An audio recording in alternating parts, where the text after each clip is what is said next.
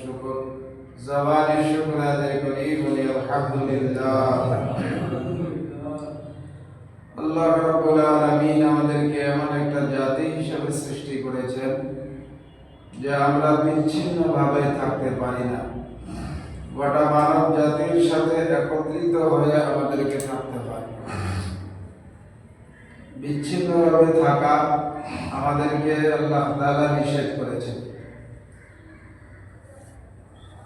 স্বাভাবিকভাবে যখন আমরা একত্র থাকব তখন আমাদেরকে কাউকে না কাউকে নেতৃত্বের স্থানে বসাইতে হবে। এজন্য আজকের আলোচনার আলোচ্য বিষয় হলো সৎ ও যোগ্য নেতৃত্ব বাছাই করার মানদণ্ড। যেহেতু আল্লাহ তাআলা আমাদেরকে মানব জাতি হিসেবে সৃষ্টি করেছেন, আমাদেরকে আবার নির্দেশ করেছেন একত্র হয়ে থাকার জন্য, তাহলে আমরা একত্রভাবে থাকতে গেলে আমাদেরকে কাউকে না কাউকে নেতৃত্বের স্থানে বসাইতে হবে। কাউকে না কাউকে আমাদেরকে দায়িত্বশীলের জায়গায় বসাতে হবে। যে দায়িত্বশীলের জায়গায় বসানোর ক্ষেত্রে, নেতৃত্বের জায়গায় বসানোর ক্ষেত্রে আমাদেরকে যে কোয়ালিটিগুলো দেখতে হবে, এই কোয়ালিটিগুলো আল্লাহ তাআলা কোরআনে কারীমের মধ্যে বর্ণনা করেছেন। সূরা নিসা 59 নম্বর আয়াতের মধ্যে আল্লাহ তাআলা এই কোয়ালিটি বর্ণনা করেছেন।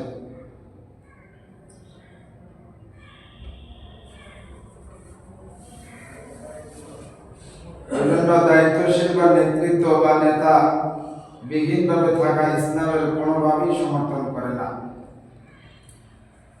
আমাদের প্রত্যেকেরই মনে একটা প্রশ্ন আছে যে আমরা কাকে অনুসরণ করব, দায়িত্বশীল হিসাবে কার আনুগত্য করব।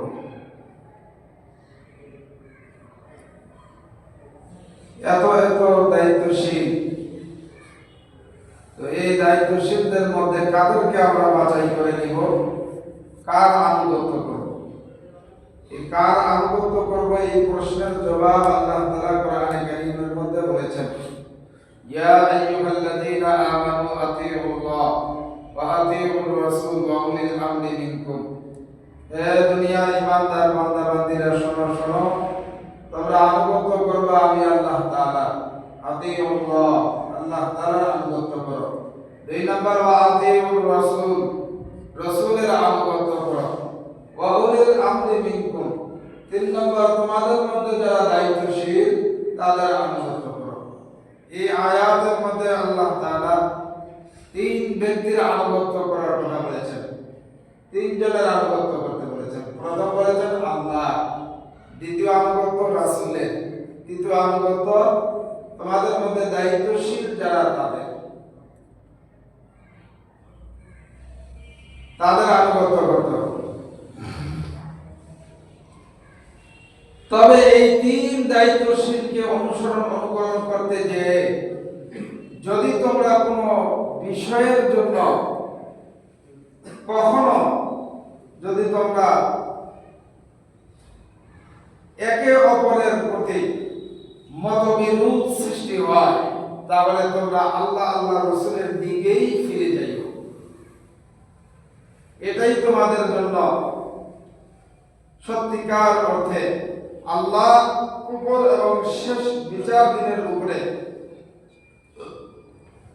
ঈমান, এবং এই পদ্ধতিটাই তোমাদের বিরোধ মীমাংসার সর্বোৎকৃষ্ট পন্থা। তাহলে এই আয়াতের মধ্যে আল্লাহ তাআলা যে 3 জনের আনুগত্যের কথা বললেন, এর মধ্যে প্রথম 2 জনের আনুগত্যের কথা বলতে যে আতিউ শব্দ ব্যবহার করেছেন। আতিউল্লাহ ওয়া আতিউর রাসূল, 2 জায়গাতে আতিউ শব্দ আছে না নাই? ওয়া উলিল আমরি মিনকুম, দায়িত্বশীলদের ব্যাপারে আতিউ শব্দ ব্যবহার করলেন। এর মানে কোনো কারণ নাই। কারণ আছে? কারণ আছে না নাই? আতিউ শব্দ ব্যবহার করেছেন 2 জনের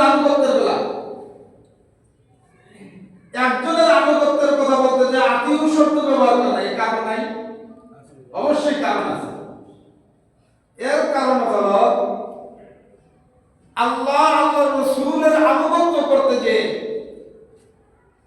কোন কিন্তু, কেন এই ধরনের শব্দ ব্যবহার করা যাবে না। কেন কিন্তু কোন শব্দ ব্যবহার করা যাবে না।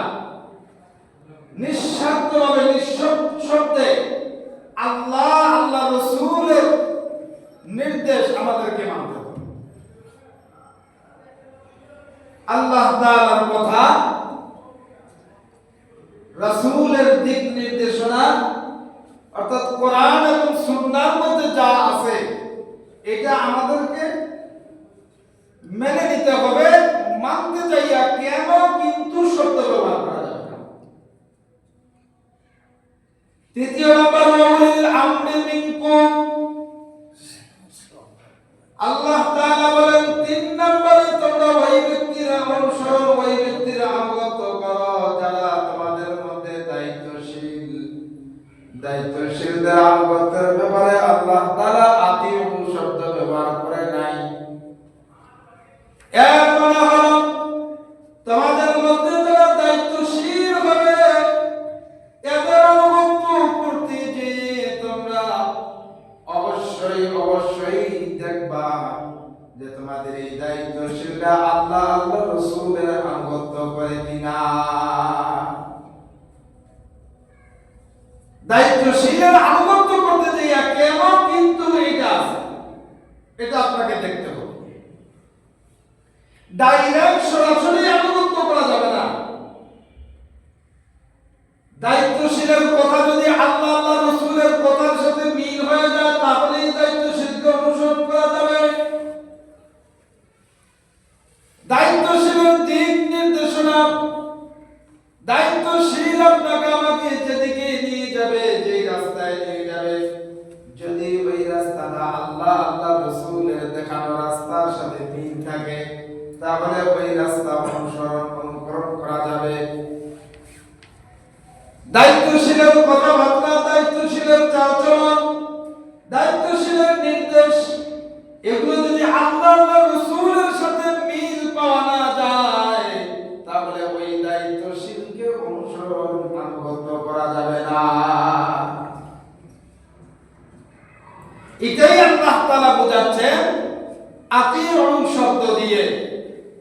আল্লাহর আনুগত্যের বেলা আতিউ, রাসূলের আনুগত্যের বেলা আতিউ, কেন কিন্তু বলা যাবে না। ওয়াউলিল আমরি মিনকুম, দায়িত্বশীলদের ব্যাপারে অবশ্যই সচেতন হতে হবে, সাবধান হতে হবে। নেতার সাথে চলতে যাইয়া ওই নেতার কথাবার্তা, চলাফেরা, তার কাজকর্ম সবকিছু আপনাকে বুঝে শুনে এরপরে আনুগত্য করা লাগবে। আন্দাজে হুজুরকে আপনি অনুসরণ করবেন, আন্দাজে আপনি আবেগের সাথে রাজনীতি করবেন, রাজনীতি আবেগের সাথে করবেন, এটা চলবে না। নেতার আনুগত্য আপনি আবেগের সাথে করবেন, তা চলবে না। সম্পূর্ণটা বিবেক দিয়ে আপনাকে করতে হবে।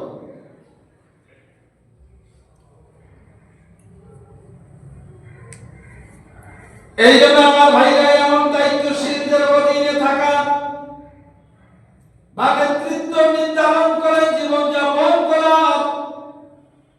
এতটা গুরুত্বপূর্ণ বিষয় যে আল্লাহ নবী সাল্লাল্লাহু আলাইহি ওয়াসাল্লাম হাদিস শরীফের মধ্যে বলেন, ছোট্ট একটা পরিসরেও নেতৃত্ব বা দায়িত্বশীল নির্ধারণ করার জন্য আল্লাহ নবী নির্দেশ দিয়েছেন, ইযা খারাজা সালাসাতুন ফি সাফারিন ফালিউআমিরু আহাদাহুম, যখন তিনজন সফরে বের হবা তখন ওই তিনজনের মধ্যে একজনকে দায়িত্বশীল নিযুক্ত করো।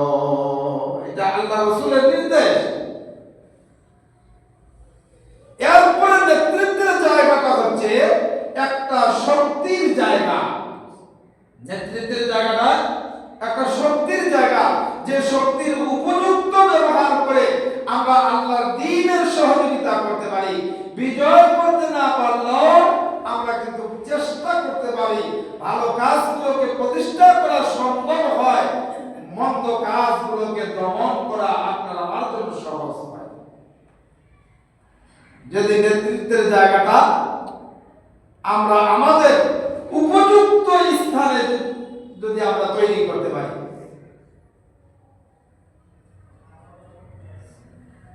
এজন্য আল্লাহ রাব্বুল আলামিন বলেন, আল্লাহ তাআলা যাদেরকে ক্ষমতা দান করেন তাদের দায়িত্ব কর্তব্য কি হবে এই ব্যাপারে আল্লাহ রাব্বুল আলামিন বলেন, আল্লাযীনা ইম্মাক্কান্নাহুম ফিল আরদি আকামুস সালাতা ওয়া আতাউজ যাকাতা ওয়া আমারু বিল মা'রুফি ওয়া ইয়ানহাউনা 'আনিল মুনকার ওয়ালিল্লাহি আকিবাতুল উমুর। আল্লাহ তাআলা বলেন, আমি যদি মুসলমানদেরকে আমার জমিনের রাজনৈতিক প্রতিষ্ঠা দান করি, আমার মুসলমানদেরকে যদি আমি আল্লাহ তাআলা আমার জমিনের রাজনৈতিক নেতা বানিয়ে দেই, তাহলে তারা প্রথমে সালাত প্রতিষ্ঠা করবে, জমিনে প্রথমে নামাজ প্রতিষ্ঠা করবে।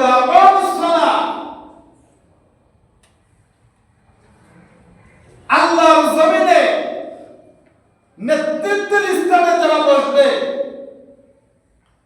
যাদেরকে আল্লাহ তাআলা জমিনে নেতৃত্ব দান করবেন, আমার আপনার নেতা যারা হবে, দায়িত্বশীল যারা হবে, এদের এক নম্বর গুণ হবে তারা আল্লাহর জমিনে সালাত প্রতিষ্ঠা করবে, নামাজ প্রতিষ্ঠা করবে।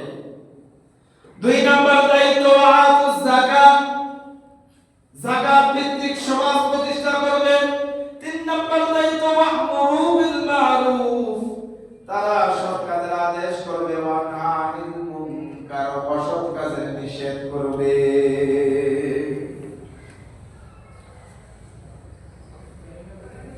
তাহলে এক নম্বর নামাজ প্রতিষ্ঠা করবে, দুই নম্বর যাকাত ভিত্তিক সমাজ প্রতিষ্ঠা করবে, তিন নম্বর গুণ হলো নাগরিকদেরকে সৎ কাজের আদেশ করবে, দেশের জনগণদেরকে সৎ কাজের আদেশ করবে। তিন নম্বর হলো মন্দ কাজ থেকে বিরত রাখবে, শুধু নিষেধ করবে তা না, বিরত রাখবে, বিরত। তবেই সব কাজের চূড়ান্ত পরিণতি একান্তভাবে আল্লাহ তাআলারই ইখতিয়ার। এই আয়াতের ভিত্তিতে বোঝা যায় যে সৎ এবং ন্যায়পরায়ণ নেতৃত্বের কোয়ালিটি গুলো কি হতে পারে। তাহলে আপনাকে আমাকে নেতা বানানোর ব্যাপারে আল্লাহ তাআলা নির্দেশ দিয়েছে কি দেয় নাই? নির্দেশনা দিয়েছে না? আল্লাহ নির্দেশনা কি? তুমি ওই নেতাকে ভোট দাও, ওই নেতাকে সমর্থন করো যেই নেতার ভিতরে চারটা কোয়ালিটি আছে। এক নম্বর হলো সে নেতৃত্ব দিবে, নামাজ প্রতিষ্ঠা করবে, সে নেতৃত্ব দিবে, যাকাত ভিত্তিক সমাজ প্রতিষ্ঠা করবে, সে মুসলমানদের নেতৃত্ব দিবে, মুসলমানদেরকে নাগরিকদেরকে সৎ কাজের আদেশ করবে, সে মুসলমানদের নেতৃত্ব দিবে, দেশের নাগরিকদেরকে মন্দ কাজ থেকে বিরত রাখবে। এই চার গুণওয়ালা নেতা নির্বাচন করার জন্য কে বলেছেন? যারা বলেন কে বলেছেন? আল্লাহ বলেছেন নেতার কোয়ালিটি। এই জন্য আমাদেরকে ওই ব্যক্তিকে ভোট দিতে হবে, ওই ব্যক্তিকে সমর্থন করতে হবে যেই ব্যক্তির ভিতরে এই চার গুণ আছে।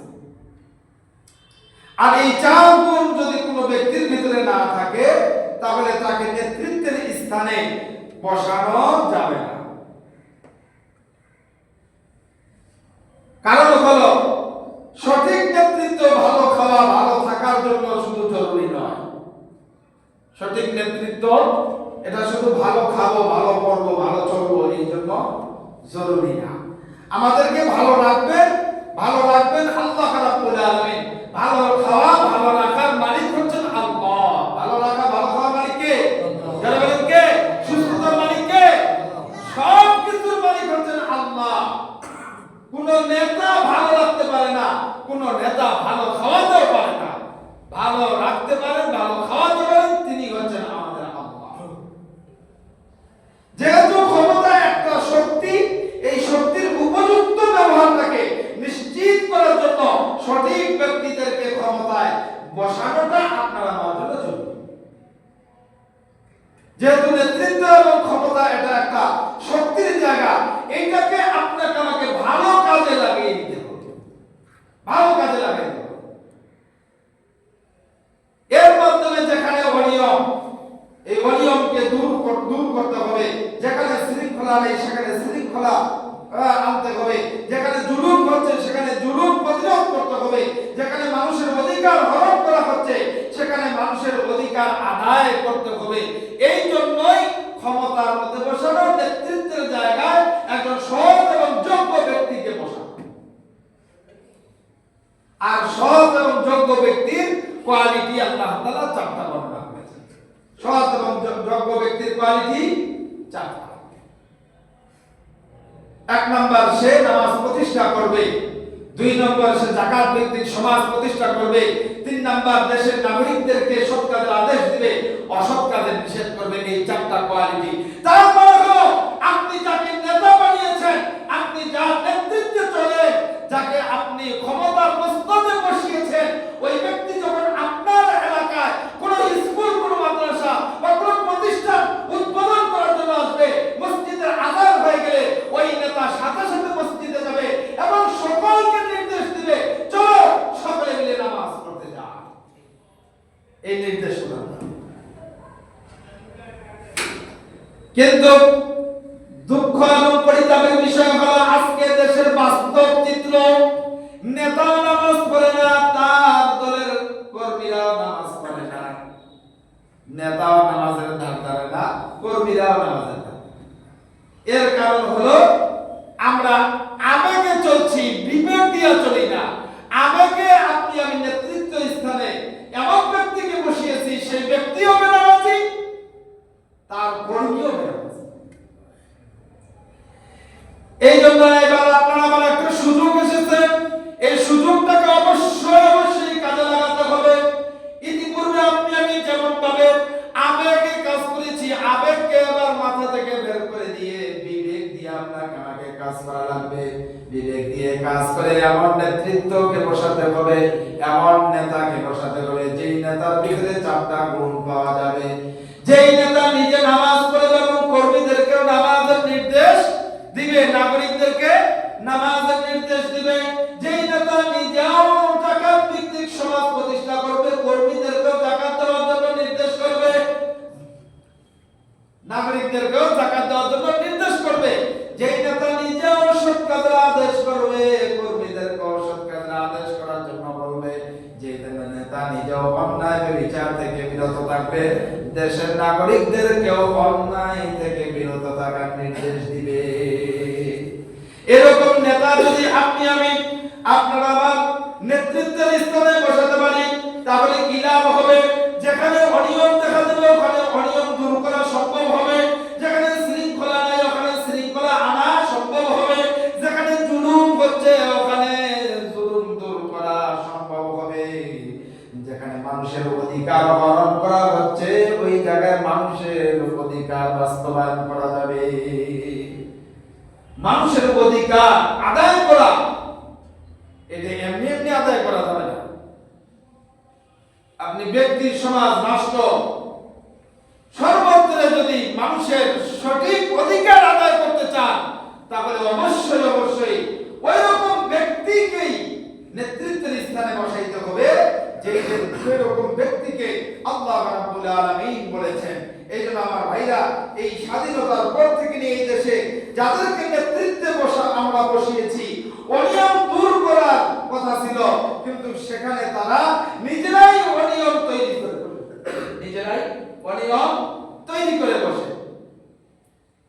যেখানে যাদেরকে বসানো হয়েছে মানুষের অধিকার রক্ষা করা, ফিরিয়ে দেওয়ার জন্য, সেখানে তারা মানুষের অধিকার তো ফিরিয়ে দিবে দূরের কথা, তারা নিজেরাই নেতৃত্ব, নিজেরাই মানুষের অধিকার কেড়ে নিয়েছিল। যাদেরকে বসানো হয়েছে চাঁদাবাজি, দুর্নীতি বন্ধ করার জন্য, তারাই নিজেরাই নিজেদের নেতৃত্বের জায়গা থেকে দুর্নীতি এবং তারা চাঁদাবাজি এরকম আইনের অপব্যবহার তারা নিজেরা করেছে। এজন্য সঠিক এবং সৎ যোগ্যতা বাছাই করা সুযোগ আপনার আমার কিন্তু এসেছে। এই জন্য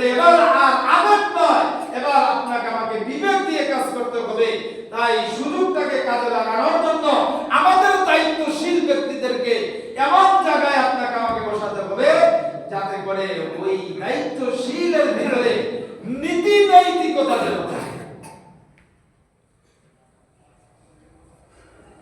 কারণ হলো ভোট। আমরা যে ভোট দেই, এই ভোটটা আসলে কি এটা আপনি আমি কিন্তু অনেকেই বুঝি না। আমরা মনে করি কি দল একটা করি, যায় একটা সিল দেই, মার্কা একটা সিল দিতে হবে, বাস দিয়ে চলে আসলাম, ভাই এত নরমালি আপনি দিলেন কেন? এটা এত নরমালি বিষয় না।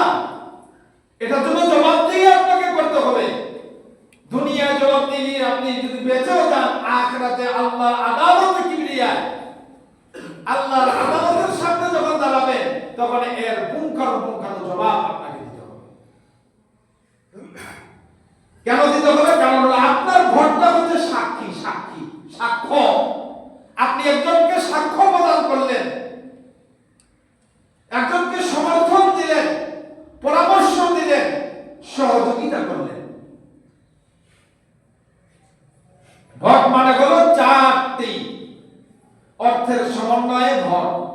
এক নম্বর হলো আপনি সাক্ষী দিলেন, দুই নম্বর পরামর্শ দিলেন, তিন নম্বর সমর্থন করলেন, চার নম্বর আপনি সহযোগিতা করলেন। এর নাম হচ্ছে ভোট। খালি সিল মারা মার্কায় সিল মারা চলে আসলাম, এর নাম ভোট না। বাস হয়ে গেল না। বলে এই চার শব্দের মাধ্যমে আপনি একটা মানুষকে পূর্ণভাবে সমর্থন করলেন। এই মানুষটা যখন আপনার নেতৃত্বের স্থানে বসবে, ক্ষমতার চেয়ারের মধ্যে যখন সে বসবে, তখন সে যত ভালো কাজ করবে, সমস্ত ভালো কাজের একটা পার্সেন্টেজ আপনার আমলনামার মধ্যে জমা হয়ে যাবে। আর এই ব্যক্তিটি আবার যত ধরনের অন্যায় বিচার করবে, যত ধরনের গুনাহ কাজ করবে, সমস্ত গুনার কাজের একটা পার্সেন্টেজ আপনার আমলনামার মধ্যে। বলবেন কত দলিল কোথায়? কই পাইলেন এই কথা? দলিল দিবেন, দলিল দেন কোরআনে কারীমের মধ্যে সূরা নিসা 85 নম্বর আয়াতের মধ্যে আছে। তাহলে বোঝা গেল কোরআনে কারীমের মধ্যে আল্লাহ তাআলা আমরা যে ভোট দেই, ভোটের ব্যাপারে কোরআনের নির্দেশনা আছে না নাই? কোরআনের আয়াত আছে না নাই? কোরআনের আয়াত আছে। সূরা নিসা 85 নম্বর আয়াতটাই হলো ভোটের আয়াত। এই আয়াতের মধ্যে আল্লাহ তাআলা বলেন, মাইয়াশফা শাফাআতান হাসানাতান ইয়াকুল লাহু নাসীবুম মিনহা ওয়া মাইয়াশফা শাফাআতান সাইয়্যাতান ইয়াকুল লাহু কিফলুম মিনহা।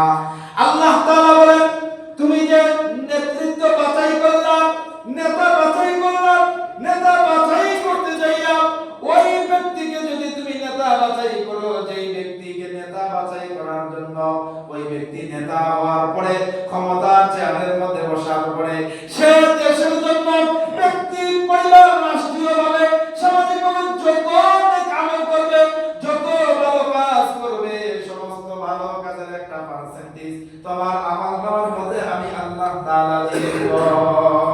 এরপরে বলো, মাইয়াশফা শাফাআতান হাসানাতান ইয়াকুল লাহু কিফলুম মিনহা। আর ওই ব্যক্তিকে যদি তুমি ক্ষমতার চেয়ারের মধ্যে বসাও, সে ক্ষমতার চেয়ারে বসা ক্ষমতা পাইয়া সে তার নিজের ইচ্ছা মতো যত ধরনের গুনাহের কাজ করবে, সমস্ত গুনাহের কাজের একটা পার্সেন্টেজ তোমার আমলনামার মধ্যে আমি আল্লাহ তাআলা দিয়ে দিব। তাহলে বোঝা গেল, ভোট দিয়ে আমরা যে নেতা নির্বাচন করি, ওই নেতার ভিতরে যদি আল্লাহর নির্দেশিত গুণগুলো যদি না থাকে, ভালো গুণ যদি না থাকে, সে যত খারাপ কাজ করবে, আপনি সাক্ষ্য দেওয়ার কারণে, আপনি ভোটের মাধ্যমে সাক্ষ্য দিলেন, সমর্থন করলেন, পরামর্শ দিলেন, সহযোগিতা করলেন, আপনার পরামর্শ, সাক্ষ্য, সহযোগিতার দ্বারা সে নেতা হয়ে যত ধরনের গুনাহ কাজ করবে, সমস্ত গুনাহের একটা পার্সেন্টেজ আপনার আমলনামার মধ্যে। নেতা যারা করবে, গুনাহ হবে, ওই গুনাহের একটা পার্সেন্টেজ আপনার আমলনামায় ঢুকবে। নেতা দুর্নীতি করবে, চুরি করবে, ডাকাতি করবে, জুলুম করবে, নির্যাতন করবে, খুন করবে, যত ধরনের গুনার কাজ করবে, সমস্ত গুনাহের আপনার আমলনামার মধ্যে জমা হয়ে যাবে। এই জন্য আমার ভাইরা, আমাদেরকে অবশ্যই সতর্ক হতে হবে। আমাদেরকে সৎ কাজের সুপারিশ করার জন্য আপনাকে আমাকে বিবেক দিয়ে এবার কাজ করতে হবে। যারা সৎ কাজ করবে, সৎ ব্যক্তি, নীতি নৈতিকতা যাদের ঠিক আছে, যারা আদর্শবান, যারা আল্লাহ রাসূলের আদর্শ গ্রহণ করেছে, যারা আল্লাহ এবং আল্লাহ রাসূলের অনুসরণ অনুকরণ করে, যারা পাঁচ ওয়াক্ত নামাজ জামাতের সাথে আদায় করে, যারা সমাজটাকে যাকাত ভিত্তিক সমাজ চায়, যারা দেশের নাগরিকদেরকে, তার কর্মীদেরকে সৎ কাজের আদেশ করে, অসৎ কাজের নিষেধ করে, এই সমস্ত ব্যক্তিদেরকে আপনাকে আমাকে নেতা হিসেবে নির্বাচন করতে হবে। যদি আপনি আমি এই সমস্ত ব্যক্তিদেরকে নেতা হিসেবে নির্বাচন করতে পারি, তাহলে এই জাতি, এই দেশ সমস্ত ক্ষতিগ্রস্ত থেকে বেঁচে যাবে। আর যদি এর উল্টা হয়ে যায়, আবেগকে কাজ লাগাইয়া যত্রতত্র আদর্শ না দেখে, নীতি নৈতিকতা না দেখে, আল্লাহর নির্দেশিত এই চার কোয়ালিটি না দেখে যদি ওই ধরনের নেতা নির্বাচন করি, যেটা স্বাধীনতার পর থেকে নিয়ে আজ পর্যন্ত আমাদের দেশে যারা চেয়ারের মধ্যে বসছে, ক্ষমতার চেয়ারে আপনি আমি যাদেরকে বসাইছি, এই ধরনের ব্যক্তিদেরকে যদি এখনো বসাইতেই থাকি, তাহলে এই জাতির ভাগ্য পরিবর্তন জীবনেও হবে না। এই দেশ জীবনেও ক্ষতিগ্রস্ত থেকে বাঁচতে পারবে। এই জন্য দেশ এবং জাতিকে যদি ক্ষতিগ্রস্ত থেকে বাঁচাইতে চাই, যদি একটা কল্যাণ রাষ্ট্র চাই, যদি ন্যায় ইনসাফ ভিত্তিক রাষ্ট্র আপনি আমি চাই, তাহলে অবশ্যই আপনাকে আমাকে ওই ব্যক্তিকেই বসাতে হবে, ওই ব্যক্তিকেই নেতা মানতে হবে, যেই নেতা নিজে পাঁচ ওয়াক্ত নামাজ পড়বে। তাকেই ভোট দিব যে ফজরের নামাজে জামাতে শরীক হয়, তাকেই ভোট দিতে হবে যে যোহরের আযান হলে মসজিদে চলে যায়, আসরের আযান হয়ে গেলে নামাজে চলে যায়, মাগরিবের সময় যায়, এশায় যায়, তাহাজ্জুদের নামাজ পড়ে। ওই ব্যক্তিকেই আপনি আমি ভোট দিয়ে সমর্থন করে তাকে ক্ষমতার চেয়ারে বসাবো। এখন বলবেন যে হুজুর, এই ধরনের ব্যক্তি কিভাবে পাবো? হ্যাঁ, পাবেন। আপনারা আমার পাশেই আছেন। আপনারা আমার দেশের মধ্যে যারা মুসলমান, যারা মুসলিম দাবি করে, যারা ইসলামী দল নিজেদেরকে বলে দাবি করে, সমস্ত ইসলামী দলকে এক জায়গায় করে আপনি একটা দলকে বাছাই করবেন, যেই দলটা সবচাইতে বেশি ইসলামের মধ্যে পার্সেন্টেজের দিক থেকে সবচাইতে বেশি ইসলামের উপরে আছে, এরকম একটা দল আপনি বাছাই করেন, করে ওই ব্যক্তিকে আপনি ক্ষমতার মসনদে বসান, ক্ষমতার চেয়ারে বসান, দেখবেন দেশ এবং জাতি ন্যায় ইনসাফ প্রতিষ্ঠা হবে, কল্যাণকর দেশ প্রতিষ্ঠা হবে। এই জন্য আমার ভাইরা, আপনাকে আমাকে আজকের এই আলোচনা থেকে যে বার্তাটি দিতে চাচ্ছিলাম, সেটি হলো আমাদের সামনে 12 তারিখে যে ভোট আছে, ভোটের সময় আমাদের মাঝে ঘনিয়ে এসেছে। অবশ্যই আপনাকে আমাকে আমার তরফ থেকে উদাত্ত আহ্বান হলো, ইতিপূর্বে যেমন ভাবে আবেগে কাজ করেছি, না দোস্ত, এবার আর আবেগে কাজ করব না, বিবেক দিয়ে কাজ করব, বিবেকটাকেই বেশি কাজে লাগাবো। আমরা ওই ব্যক্তিকে চেয়ারে বসাতে চাই যে এই ব্যক্তি 5 ওয়াক্ত নামাজ পড়বে, তার কর্মীদেরকে নামাজের নির্দেশনা দিবে, যে ব্যক্তি নিজে দুর্নীতি করবে না, কাউকে দুর্নীতি করার জন্য আশ্রয় দিবে না, নিজে অন্যায় বিচার করবে না, কোন কর্মীদেরকেও, কারো দেশের কোন নাগরিককে অন্যায় বিচার করতে দিবে না, নিজেও যাকাত ভিত্তিক সমাজ প্রতিষ্ঠা করবে এবং কর্মীদেরকেও, দেশের নাগরিকদেরকেও যাকাত দেওয়ার জন্য সঠিক নির্দেশনা দিবে। এই ধরনের ব্যক্তিদেরকে আপনি আমি ক্ষমতার চেয়ারে বসাবো। আল্লাহ রাব্বুল আলামিন আমাদের সকলকে সহিভাবে বুঝদান করে, সহিভাবে আমল করার তৌফিক দান করেন। যারা সুন্নাত কাওয়ালের বাচ্চারা কাজ করতে পারে।